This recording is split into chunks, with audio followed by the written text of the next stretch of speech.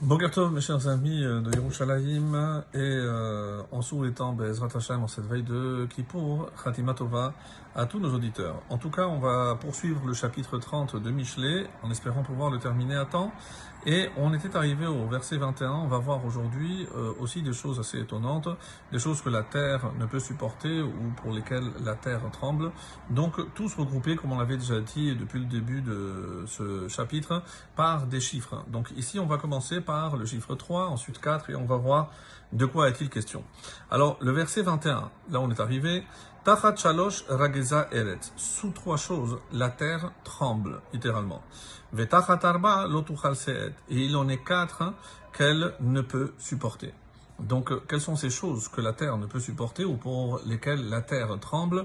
Et c'est pour montrer à quel point, quelque part, il y a une forme d'injustice et quelque chose qui, évidemment, déraille de la voie que Dieu a créée dans le monde. Rappelons que Dieu a créé une voie droite et chaque fois qu'on va sortir de cette droiture, ça va entraîner forcément des dysfonctionnements dans le cosmos, dans le monde. Et voici donc les quatre choses dont il est question. Verset 22.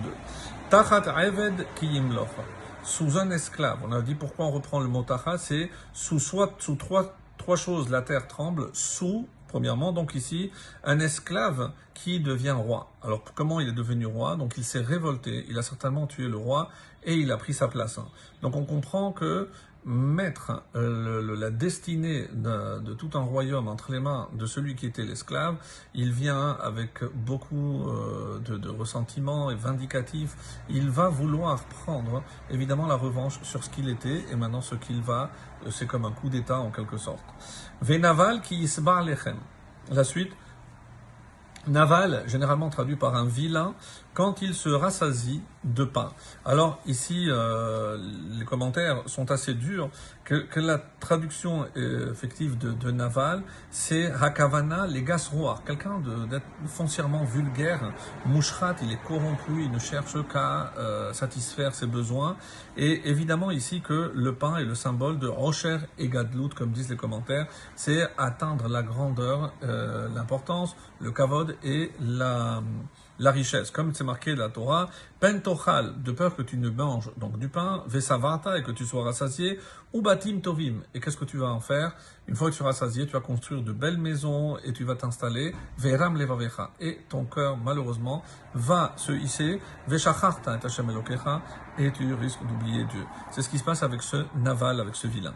23, tachat senua kitibael, sous une femme odieuse, quand elle se marie. Donc ça c'est un premier sens possible au verbe tibael, c'est évidemment le terme d'avoir une relation, mais de quel cas ici disent les commentaires, c'est une femme haïe, c'est-à-dire qu'il avait une première femme qu'il aimait, elle n'a pas eu d'enfant, donc il a pris une autre femme qui n'était pas aussi aimée que la première, et évidemment elle va, elle, prendre, et c'est pour ça que le verbe tibael a une autre connotation, une autre traduction, c'est elle prend le dessus, c'est-à-dire elle va dominer le mari, elle va dominer puisque elle va enfanter, donc elle aura le dessus sur la première femme et sur le mari lui-même.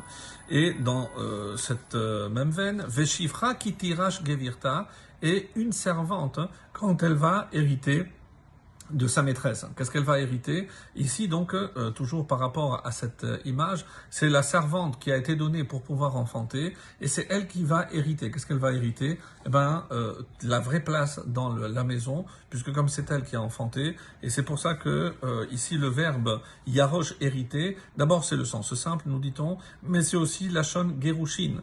Donc gerushin, pourquoi? Parce que kitirash gevirta, elle va finir par expulser la vraie maîtresse de maison et prendre sa place. Malheureusement, c'est ce qu'on peut imaginer.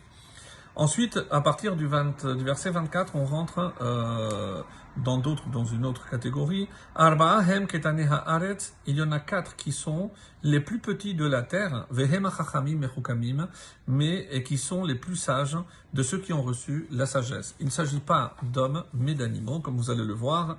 D'abord, hanemalim am loaz, les fourmis, une jante sans force, vayachin ou bakait slachman, mais qui préparent en été leur pâture.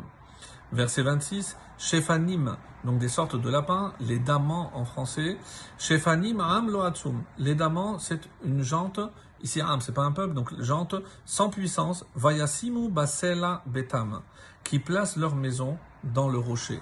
Donc ils savent où trouver leur place.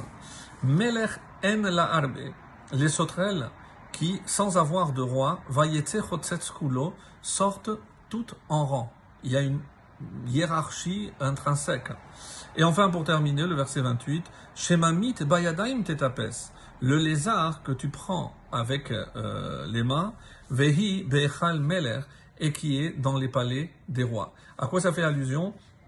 Ici, on voit que ce sont des êtres très petits, mais qui trouvent leur place. Et on dit aussi, à l'image de celui qui doit gouverner, se faire petit. C'est ça le symbole, comme le lézard dans la maison du roi, parce qu'il peut marcher partout et il sait s'adapter. C'est comme ça qu'on devient un vrai gouverneur. Excellente journée à tous.